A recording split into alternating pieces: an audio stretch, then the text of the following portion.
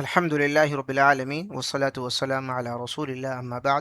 آسان ترجمہ قرآن کورس میں آج ہم ایک نئے سبق کے ساتھ حاضر ہیں، اور آج کے سبق میں ہم 6 سمتیں پڑھیں گے۔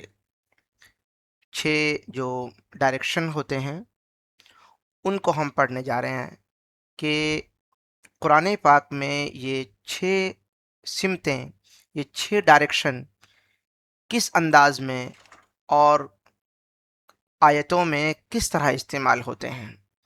لیکن سبق کو شروع کرنے سے پہلے ہم اعادہ کر لیتے ہیں، پیچھے سے لوٹا لیتے ہیں کہ پیچھے ہم کیا کیا پڑھائے ہیں، تاکہ ساری چیزیں ایک ساتھ ایک سلسلے میں ایک چین کی طرح جڑ جائیں اور پھر ہم اچھے انداز میں قرآن پاک کا ترجمہ کر سکیں۔ تو اس سے پہلے ہم نے یہ سبق پڑھا ہے الحمدللہ، ہوا ہما ہم انت انتما انتم انا نحن۔ سب کو یاد ہے یہ؟ جی بولیں۔ جی جی الحمدللہ۔ اس کے بعد میں ہم نے پھر یہ سبق پڑھا کہ یہ والا جو سبق تھا ہوا ہما ہم، یہ پہلے آتا ہے اور یہ بعد میں لگ کر آتے ہیں، ہو ہما ہم کما کم یہ نا۔ یہ بھی یاد ہے سب کو؟ جی الحمدللہ۔ ہاں، کافی ہم ان کی مثالیں یاد کر چکے ہیں اور خوب ان کی ہم مشق بھی کر چکے ہیں۔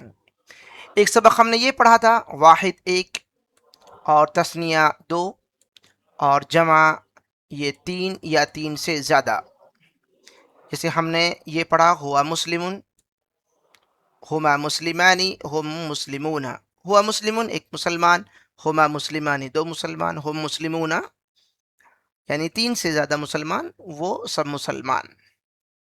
اور پھر ہم نے اسی سبق میں یہ پڑھا کہ ربہ کتابہ نفسہ، بہت سارے الفاظ پڑھے جو بہت زیادہ قرآن پاک میں استعمال ہوتے ہیں۔ ان میں سے جو پہلا ہوتا ہے وہ مضاف، دوسرا ہوتا ہے مضاف الیہ، اور ان کے درمیان میں کا، کے، کی کا جو ترجمہ ہوتا ہے وہ بھی ہم نے الحمدللہ سمجھا تھا۔ یعنی اس طریقے سے نفسہ، نفسہما، نفسہم، نفسک، نفسکما، نفسکم، نفسی، نفسنا۔ تو یہ تمام چیزیں الحمدللہ ہم پیچھے کا دہرا رہے ہیں اور اس کو پڑھ چکے ہیں۔